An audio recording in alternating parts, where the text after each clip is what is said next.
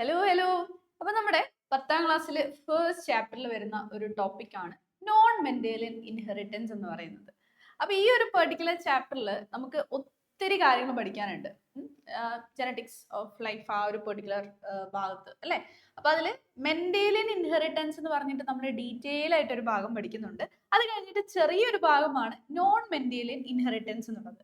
അപ്പൊ എന്താണ് ഈ മെന്റേലിയൻ ഇൻഹെറിറ്റൻസ് എന്ന് പറഞ്ഞാല്? അതായത് നമ്മുടെ ഗ്രിഗർ മെന്റൽ കുറച്ച് എക്സ്പെരിമെന്റ്സ് ഒക്കെ കണ്ടക്ട് ചെയ്ത് ജനറ്റിക്സിന്റെ അടിസ്ഥാനപരമായ കുറെ കാര്യങ്ങൾ പറഞ്ഞു വെച്ചിട്ടുണ്ട് അല്ലെ. അപ്പൊ അദ്ദേഹം പറഞ്ഞതില് ഈ ജീൻസ് സ്പെഷ്യൽ ആയിട്ട് കുറച്ച് റൂൾസ് കൃത്യമായിട്ട് അനുസരിച്ച് പാലിച്ച് അതിനനുസരിച്ചാണ് എല്ലാ ജനറേഷൻസിലും ഓരോരോ ട്രെയ്റ്റ്സ് ഇങ്ങനെ എക്സ്പ്രസ് ചെയ്യും അല്ലെങ്കിൽ അത് എക്സ്പ്രസ് ചെയ്യാതിരിക്കുകയൊക്കെ ചെയ്യുന്നത് അല്ലെ.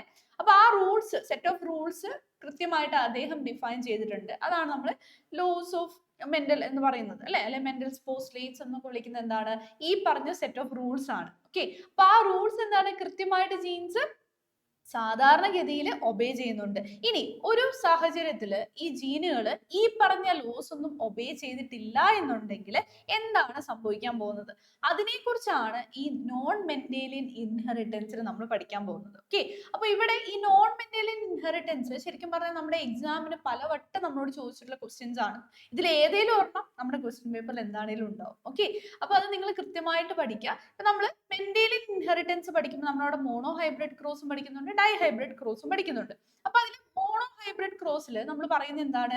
ഏതെങ്കിലും ഒറ്റ ഒരു ഫീച്ചർ അല്ലെങ്കിൽ ഒരു ക്യാരക്ടർ നമ്മൾ എടുക്കുകയാണ് അല്ലെ. അപ്പൊ അതിൽ ഹൈറ്റ് എന്നുള്ള ആ ഒരു ക്യാരക്ടർ എടുക്കുകയാണെങ്കിൽ അവിടെ നമുക്ക് രണ്ട് തരത്തിലുള്ള ജീൻസേ കാണാൻ പറ്റുള്ളൂ. അപ്പൊ ഹൈറ്റ് എടുക്കുകയാണെങ്കിൽ നമ്മൾ ക്യാപിറ്റൽ ടി എടുക്കും, അല്ലെങ്കിൽ സ്മോൾ ടി എടുക്കും അല്ലെ. ഒരു ജീൻ ഉണ്ട്, ആ ജീനാണ് ഈ ഹൈറ്റ് എന്ന് പറഞ്ഞ ഫാക്ടറിനെ കൺട്രോൾ ചെയ്യുന്നത്. അതിന് രണ്ട് ടൈപ്പ് ഓഫ് അലീൽസ് ഉണ്ടാവും അല്ലെ. അതാണ് ക്യാപിറ്റൽ ടി എന്ന് നമ്മൾ റെപ്രസെന്റ് ചെയ്യുന്നതും സ്മോൾ ടി എന്ന് നമ്മൾ റെപ്രസെന്റ് ചെയ്യുന്നതും. അപ്പൊ ക്യാപിറ്റൽ ടി എന്ന് പറയുന്നത് എന്താണ്? ടോൾ ആയിട്ടുള്ളതിനെയാണ് നമ്മൾ ക്യാപിറ്റൽ ടി കൊണ്ട് നമ്മൾ റെപ്രസെന്റ് ചെയ്യുന്നത്. അതേ സമയത്ത് സ്മോൾ ടി വെച്ചിട്ട് നമ്മൾ എന്താണ്? ഷോർട്ട് ആയിട്ടുള്ള അല്ലെ ഡോർഫ് ആയിട്ടുള്ളതിനെയാണ് റെപ്രസെന്റ് ചെയ്യുന്നത്. ഇതൊരു എക്സാമ്പിൾ ആണ്. ഇതുപോലെ നമ്മളിലും ബാക്കി ഓർഗാനിസത്തിലൊക്കെ എന്താണ്? ഒത്തിരി ഫീച്ചേഴ്സും ക്യാരക്ടേഴ്സും ഉണ്ട്. ഇതിനെയൊക്കെ ഡിഫൈൻ ചെയ്യുന്നത് എന്താണ്? ഒരു ജീനാണ്, ആ ജീനിന്റെ അലീൽസ് ആണ്. ഓക്കെ, അപ്പൊ ഒന്ന് ഡോമിനന്റ് ആയിട്ടും ഉണ്ടാവും, ഒന്ന് റെസസീവ് ആയിട്ടും ഉണ്ടാവും. കാര്യം മനസ്സിലായല്ലോ? പക്ഷെ ഈ ഒരു നോർമൽ ആയിട്ടുള്ള കേസിൽ നിന്നും വ്യത്യസ്തമായിട്ട് നമ്മുടെ ഈ ഒരു ക്യാരക്ടേഴ്സ് എക്സ്പ്രസ് ചെയ്യുകയാണെങ്കിൽ അതിനെയാണ് നമ്മൾ എന്ത് വിളിക്കുന്നത്? നോൺ മെന്റേലിയൻ ഇൻഹെറിറ്റൻസ് എന്ന് വിളിക്കുന്നത്. മനസ്സിലായോ? അപ്പൊ അവിടെ നമ്മൾ കുറച്ച് എക്സാമ്പിൾസ് പഠിക്കണം. അപ്പൊ അതിൽ ഫസ്റ്റ് വൺ എന്ന് പറയുന്നത് ഇൻകംപ്ലീറ്റ് ഡോമിനൻസ് ആണ്.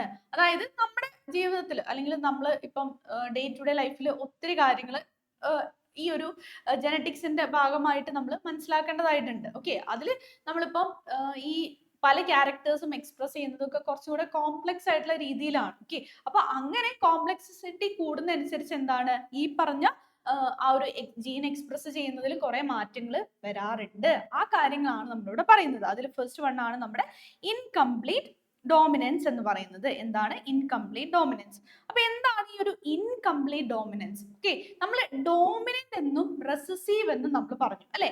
ഡോമിനന്റ് എന്ന് പറഞ്ഞു കഴിഞ്ഞാൽ ആ ഒരു പെർട്ടിക്കുലർ ക്യാരക്ടർ ആണ് അവിടെ എന്താണ്? ഏറ്റവും മുന്നിൽ നിൽക്കുന്നത് ആളാണ് കുറച്ചും കൂടെ സ്ട്രോങ് ആയിട്ടുള്ളത് അല്ലെ. അപ്പൊ ടോൾ എന്നുള്ള ആ ഒരു ക്യാരക്ടർ ആണ് സ്ട്രോങ് ആയിട്ടുള്ള ക്യാരക്ടർ. പക്ഷെ ഷോർട്ട് അല്ലെ ഡോർഫ് എന്ന് പറയുന്നത് എന്താണ്? അവിടെ അത്രയും സ്ട്രോങ് അല്ല. അപ്പൊ സ്ട്രോങ് ആയിട്ടുള്ള ഒരാളുണ്ട് എങ്കിൽ അവരല്ലേ എപ്പോഴും ജയിക്കുള്ളൂ അല്ലെ. അപ്പൊ അവിടെ എന്താണ്? വീക്ക് ആയിട്ടുള്ള ഒരാൾ ഒരിക്കലും മുന്നോട്ട് വരില്ല, ജയിക്കില്ല. വീക്ക് ആയിട്ടുള്ള ആള് ജയിക്കുന്നത് എപ്പോഴാണ്? വീക്ക് ആയിട്ടുള്ള ആൾക്കാർ മാത്രം ഉള്ളപ്പോഴാണ് അല്ലെ. അങ്ങനെ സിമ്പിൾ ആയിട്ട് നിങ്ങൾ ഒന്ന് ഓർത്ത് വെച്ചാൽ മതി അല്ലെ. അപ്പൊ ഒരു ഓട്ട മത്സരത്തില് ഏറ്റവും മുന്നിൽ എത്തുന്ന ആൾ ഏറ്റവും കൂടുതൽ സ്റ്റാമിന ഉള്ള ആളാണ്.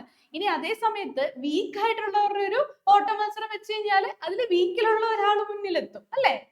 That's it. Okay, yes. അപ്പൊ ഇവിടെ നമ്മൾ ഇൻകംപ്ലീറ്റ് ഡോമിനൻസ് എന്ന് ഉദ്ദേശിക്കുന്നത് എന്താണ്? ആ ഒരു വാക്കിനെ നമ്മളൊന്ന് സ്പ്ലിറ്റ് ചെയ്തെടുക്കുകയാണെങ്കിൽ ഇൻകംപ്ലീറ്റ് എന്ന് പറയുമ്പോൾ എന്താണ്? അത് മൊത്തമായിട്ട് എക്സ്പ്രസ് ചെയ്യുന്നില്ല. അതായത് ഡോമിനന്റ് ആയിട്ടുള്ള ക്യാരക്ടർ മൊത്തമായിട്ട് എക്സ്പ്രസ് ചെയ്യുന്നില്ല.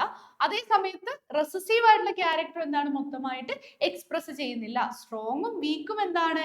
ഒരേപോലെ എക്സ്പ്രസ് ചെയ്യുന്ന ഒരു അവസ്ഥ.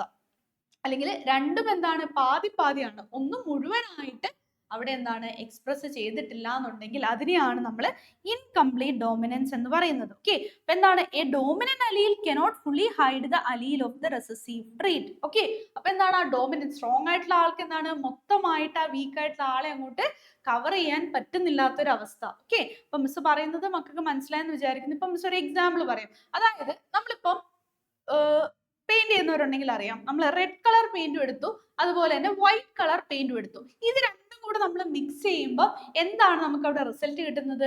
ഒരു പിങ്കിഷ് കളർ ആണ് കിട്ടുന്നത് അല്ലെ, ഒരു ലൈറ്റ് പിങ്ക് ആണ് കിട്ടുന്നത് അല്ലെ. അതായത് അവിടെ റെഡിന്റെ പ്രസൻസും ഉണ്ട്, വൈറ്റിന്റെ പ്രസൻസും ഉണ്ട് അല്ലെ. അപ്പൊ രണ്ടെണ്ണം കൂടെ ഒരുമിച്ച് വരുമ്പോഴാണ് നമുക്ക് ഈ പിങ്ക് കിട്ടുന്നത്, റൈറ്റ്?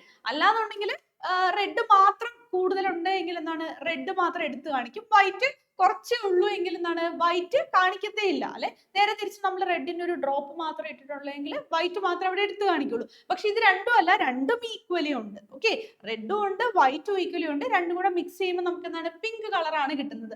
അതുപോലത്തെ ഒരു സംഭവമാണ് എവിടെ നടക്കുന്നത്? നമ്മുടെ ഇൻകംപ്ലീറ്റ് ഡോമിനൻസിൽ നടക്കുന്നത്. രണ്ടുപേരും അവരുടെ ക്യാരക്ടേഴ്സ് എന്താണ് ഇതേപോലെ കാണിക്കുന്നുണ്ട്. ഓക്കെ, അപ്പൊ അതിന്റെ ബെസ്റ്റ് എക്സാമ്പിൾ എന്ന് പറയുന്നത് നമ്മുടെ 4 o'clock പ്ലാന്റ് ആണ്. ഓക്കെ, ഇപ്പൊ ഈ 4 o'clock പ്ലാന്റിൽ എന്താ സംഭവിക്കുക?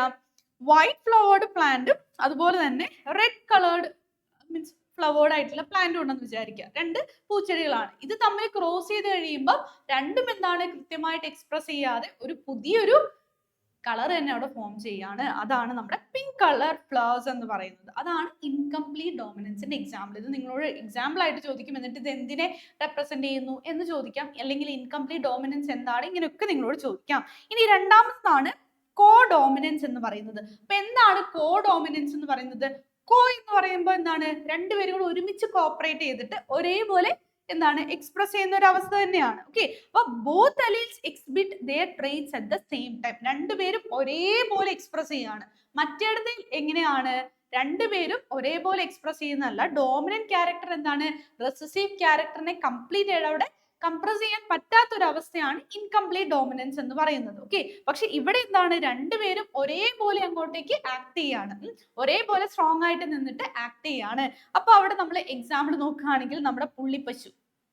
ഓക്കെ, അപ്പൊ എന്താണ് ഈ പുള്ളിപ്പശുവിന്റെ ഒരു പ്രത്യേകത? നിങ്ങൾ നോക്കി ഈ ഒരു പിക്ചറിൽ തന്നെ നിങ്ങൾക്ക് കാണാൻ പറ്റും, കാണുന്നുണ്ടെന്ന് വിചാരിക്കുന്നു. അതായത് നമുക്കിവിടെ ഒരു ബ്രൗൺ കളർ ഉണ്ട് അല്ലെ. അപ്പൊ ഈ ഒരു റോൺ കോട്ട് നമ്മൾ പറയും അല്ലെ. ആ ബ്രൗൺ കളറിൽ എന്താണ് വൈറ്റ് ഡോട്ട്സ് നമുക്ക് കാണാൻ പറ്റും. ഓക്കെ, അപ്പൊ അങ്ങനെ ഒരു അവസ്ഥ എന്ന് പറയുന്നത് എന്താണ്? കോ ഡോമിനൻസ് ആണ്. അതായത് അവിടെ ബ്രൗൺ കളർ വിട്ടുകൊടുത്തിട്ടില്ല, വൈറ്റ് കളർ വിട്ടുകൊടുത്തിട്ടില്ല, രണ്ടുപേരും കൂടെ ഒരുമിച്ച് വന്നിട്ട് എക്സ്പ്രസ് ചെയ്തു. അങ്ങനെ എക്സ്പ്രസ് ചെയ്തപ്പോൾ എന്താണ് നമുക്കിങ്ങനെ പുള്ളിക്കുത്തുള്ള പശുവിനെ കാണാൻ പറ്റും. ഓക്കെ, അതാണ് കോഡ് പാറ്റേൺ എന്ന് പറയുന്നത്. ഹോഴ്സിലും ക്യാറ്റിലും ഒക്കെ നമുക്ക് ഇത് കാണാൻ പറ്റും.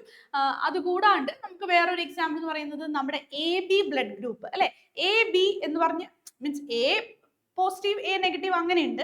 അത് കൂടാണ്ട് Bയും പോസിറ്റീവ് B നെഗറ്റീവ് അങ്ങനെ പറഞ്ഞിട്ടൊരു ബ്ലഡ് ഗ്രൂപ്പ് ഉണ്ട്. അത് കൂടാണ്ട് AB എന്ന് പറഞ്ഞിട്ടുള്ള ഒരു ബ്ലഡ് ഗ്രൂപ്പ് ഉണ്ട്. അപ്പൊ AB എന്ന് പറയുന്ന ബ്ലഡ് ഗ്രൂപ്പും എന്തിന് എക്സാമ്പിൾ ആണ്? നമ്മുടെ കോ ഡോമിനൻസിന് എക്സാമ്പിൾ ആണ്. ഇനി അടുത്തത് പറയുമ്പോൾ നിങ്ങൾ കൺഫ്യൂസ്ഡ് ആവരുത്, AB മാത്രമാണ് കേട്ടോ. Okay, yes. അപ്പൊ ഇവിടെ എന്താണ് ഇൻകംപ്ലീറ്റ് എന്ന് പറയുമ്പോൾ പ്രകട ഗുണത്തിന്റെ അലീലിനെ ഗുപ്ത ഗുണത്തിന്റെ അലീലിനെ പൂർണ്ണമായും മറയ്ക്കാൻ സാധിക്കുന്നില്ല. ആ ഒരു അവസ്ഥേനെയാണ് നമ്മൾ ഇൻകംപ്ലീറ്റ് ഡോമിനൻസ് എന്ന് പറയുന്നത്. ഇനി കോ ഡോമിനൻസ് എന്ന് പറഞ്ഞാലോ രണ്ട് അലീലുകളുടെയും ലക്ഷണം ഒരേ സമയം പ്രകടമാകുന്നുണ്ട് എങ്കിൽ അതിനെയാണ് നമ്മൾ എന്ത് കോ ഡോമിനൻസ് എന്ന് വിളിക്കുന്നത്. ഓക്കെ ആണല്ലോ? യെസ്. ഇനി അടുത്തത് മൂന്നാമത്തതെന്ന് പറഞ്ഞാൽ മൾട്ടിപ്പിൾ അലീലിസം ആണ്. അപ്പൊ ഈ മൾട്ടിപ്പിൾ അലീലിസം എന്ന് പറഞ്ഞാൽ എന്താണ്? നമുക്ക് സാധാരണയായിട്ട് ജീനിൽ എന്താണ് രണ്ട് അലീൽസ് ആണ്. ഇപ്പം ക്യാപിറ്റൽ ടി എന്ന് നമ്മൾ റെപ്രസെന്റ് ചെയ്യുമ്പോൾ എന്താണ് ഇത് ഒരു അലീലാണ്, ജീനിന്റെ രണ്ട് അലീൽസ് ആണ്. അല്ലെ ക്യാപിറ്റൽ ടി സ്മോൾ ടി എന്ന് പറയുമ്പോൾ എന്താണ് ഇത് രണ്ടും എന്താണ് ഓരോരോ അലീൽസ് ആണ്. അതായത് ടി എന്ന് പറയുന്നത് ആ ഒരു ഡോമിനന്റ് ആയിട്ടുള്ള ക്യാരക്ടറിനെ റെപ്രസെന്റ് ചെയ്യുന്ന ഒരു അലീലും സ്മോൾ ടി എന്ന് പറയുന്നത് റെസസീവ് ആയിട്ടുള്ള ക്യാരക്ടറിനെ അല്ലെ ട്രെയിറ്റിനെ റെപ്രസെന്റ് ചെയ്യുന്ന ഒരു അലീലും. അങ്ങനെ ഒരു ജീനിൽ എന്താണ് രണ്ട് അലീൽസ് ആണ് നമുക്ക് സാധാരണഗതിയിൽ കാണാൻ പറ്റുന്നത്. പക്ഷെ മൾട്ടിപ്പിൾ അലീലിസം എന്ന് പറയുമ്പോൾ എന്താണ് ഒരു പെർട്ടിക്കുലർ ക്യാരക്ടറിനെ തന്നെ ഈ രണ്ടിൽ കൂടുതൽ അലീലുകൾ എന്താണ് അതിനെ റെപ്രസെന്റ് ചെയ്യുന്നുണ്ട് എങ്കിൽ, ഓക്കെ, അല്ലെങ്കിൽ അതിനെ കൺട്രോൾ ചെയ്യുന്നുണ്ട് എങ്കിൽ അതിനെയാണ് നമ്മൾ മൾട്ടിപ്പിൾ അലീലിസം എന്ന് പറയുന്നത്. അതിന്റെ ബേസ്ഡ് എക്സാമ്പിൾ ആണ് ABO blood group in humans. Okay, അപ്പൊ കോഡോമിനൻസിൽ മിസ് പറഞ്ഞ എക്സാമ്പിൾ AB ബ്ലഡ് ഗ്രൂപ്പ് മാത്രമാണ്.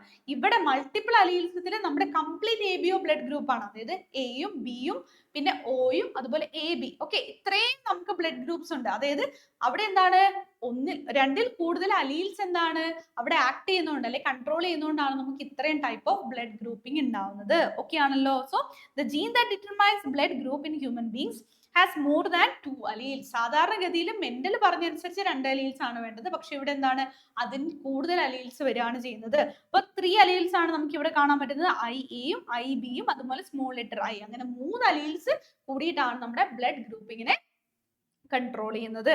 അത് മനസ്സിലായല്ലോ. ഓക്കെ, ഇനി അടുത്തതാണ് പോളിജെനിക് ഇൻഹെറിറ്റൻസ് എന്ന് പറയുന്നത്. ഓക്കെ, അപ്പൊ പോളി എന്ന് പറഞ്ഞാൽ എന്താണ്, മെനി. അപ്പൊ പോളിജെനിക് എന്ന് പറഞ്ഞാൽ ഒന്നിൽ കൂടുതൽ അല്ലെ, ജീൻസ്. മറ്റേത് നമ്മൾ അലീൽസിന്റെ കാര്യമാണ് പറയുന്നത്, ഇവിടെ നമ്മൾ പറയുന്നത് എന്താണ്, ജീൻസിന്റെ കാര്യമാണ്. അപ്പൊ പോളിജെനിക് എന്ന് പറയുമ്പോൾ ഒന്നിൽ കൂടുതൽ എന്താണ്, ജീൻസ് ഒരു പെർട്ടിക്കുലർ ക്യാരക്ടറിനെ കൺട്രോൾ ചെയ്യുന്നുണ്ട് എങ്കിൽ അതിനെയാണ് നമ്മൾ പോളിജെനിക് ഇൻഹെറിറ്റൻസ് എന്ന് പറയുന്നത്. അപ്പൊ അതിന്റെ ബെസ്റ്റ് എക്സാമ്പിൾ ആണ് നമ്മുടെ സ്കിൻ ടോൺ എന്ന് പറയുന്നത്. നമുക്കറിയാം ഒത്തിരി ടൈപ്പ് ഓഫ് സ്കിൻ ടോൺ ഉണ്ട് അല്ലെ. അപ്പൊ ഒരു ലൈറ്റ് കളർ തൊട്ടിട്ട് ഒരു ഡാർക്ക് കളർ നമ്മൾ എടുക്കുകയാണെങ്കിൽ അതിന്റെ ഇടയിൽ നമുക്ക് പല വേരിയേഷൻസ് കാണാൻ പറ്റും. ക്ലിയർ ആയല്ലോ. അപ്പൊ അത് എന്തിന്റെ എക്സാമ്പിൾ ആണ്, പോളിജെനിക് ഇൻഹെറിറ്റൻസിന്റെ എക്സാമ്പിൾ ആണ്. അപ്പൊ അവിടെ ഡിഫറൻസ് ഇൻ സ്കിൻ കളർ ആണ്. So more than one gene controls the colour of the skin. The action of these genes cause variation in the production of melanin that causes difference in skin color. Okay, അപ്പൊ അവിടെ മെലാനിന്റെ ആ ഒരു പ്രൊഡക്ഷനിൽ എന്താണ് വ്യത്യാസം വരും, എന്താണ് ഈ ഒരു പെർട്ടിക്കുലർ ജീൻ കൺട്രോൾ ചെയ്യുന്നതനുസരിച്ച്. ഓക്കെ, അപ്പൊ എന്താണ്, ഒന്നിൽ കൂടുതൽ ജീൻ ആണ് അവിടെ കൺട്രോൾ ചെയ്യുന്നത്. അപ്പൊ അത് മനസ്സിലായല്ലോ, അതിന്റെ എക്സാമ്പിൾ മനസ്സിലായല്ലോ. അതുപോലെ നമ്മുടെ ഹൈറ്റിന് എന്താണ് ഭയങ്കര ഡിഫറൻസ് ആണുള്ളത്. ഓക്കെ, ഈ ഹൈറ്റും എന്താണ് ഒന്നിൽ കൂടുതൽ ജീനുകൾ കൺട്രോൾ ചെയ്യുന്ന ക്യാരക്ടർ ആണ്. ഇങ്ങനെ ഒത്തിരി ക്യാരക്ടേഴ്സ് ഉണ്ട്. ഓക്കെ, അപ്പൊ ഇതെല്ലാം എന്താണ് മെന്റൽ പറഞ്ഞിരിക്കുന്ന ആ ലോ അനുസരിച്ച് വരുന്ന കാര്യമല്ല അല്ലെ. മെന്റലിന്റെ ലോയിനെ ഒബേ ചെയ്യാത്ത കുറച്ച് ഗ്രൂപ്പ് ഓഫ് എക്സാമ്പിൾസ് ആണ് നമ്മളിവിടെ പറഞ്ഞത്. അതിനെയാണ് നോൺ മെന്റേലിയൻ ഇൻഹെറിറ്റൻസ് എന്ന് നമ്മൾ പറയുന്നത്. ഓക്കെ, സോ മൾട്ടിപ്പിൾ അലീലിസം എന്ന് പറഞ്ഞാൽ രക്ത ഗ്രൂപ്പ് നിർണ്ണയിക്കുന്ന ജീനിന് മനുഷ്യഗണത്തിൽ 2ൽ കൂടുതൽ അലീലുകളുണ്ട്. ഓക്കെ, 2ൽ കൂടുതൽ അലീലുകളുണ്ട്. പിന്നെ ത്വക്കിന്റെ നിറത്തെ നിയന്ത്രിക്കുന്നത് ഒന്നിലധികം ജീനുകൾ ചേർന്നാണ്. ഓക്കെ, എന്താണ് അവിടെ ഒന്നിൽ കൂടുതൽ ജീനുകൾ ഉണ്ട്. അതിനെയാണ് നമ്മൾ പോളിജെനിക് ഇൻഹെറിറ്റൻസ് എന്ന് പറയുന്നത്. ഓക്കെ, അപ്പൊ ഈ ഒരു ടോപ്പിക്ക് മക്കൾക്ക് ക്ലിയർ ആണെന്ന് വിചാരിക്കുന്നത്. പലവട്ടം നമ്മളോട് ക്വസ്റ്റ്യൻ ചോദിച്ചിട്ടുണ്ട്. കഴിഞ്ഞ വർഷത്തെ ക്വസ്റ്റ്യൻ പേപ്പർ നിങ്ങളൊന്ന് എടുത്ത് നോക്കിയിട്ടുണ്ടെങ്കിൽ കാണാൻ സാധിക്കും. ഓക്കെ, അപ്പൊ അത് നിങ്ങൾ കൃത്യമായിട്ട് മനസ്സിലാക്കി പഠിച്ചു വെക്കുക. അങ്ങനെ ആകുമ്പോൾ ഏത് തരത്തിലുള്ള ക്വസ്റ്റ്യൻ നിങ്ങളോട് ചോദിച്ചാലും നിങ്ങൾക്ക് ആൻസർ ചെയ്യാവുന്നതേ ഉള്ളൂ. ഓക്കെ, അപ്പൊ ഇതുപോലെ ഇമ്പോർട്ടൻറ്റ് ടോപ്പിക്സ് ഒക്കെ ആയിട്ട് നമ്മൾ വീണ്ടും കാണുന്നതായിരിക്കും. So thank you and bye bye.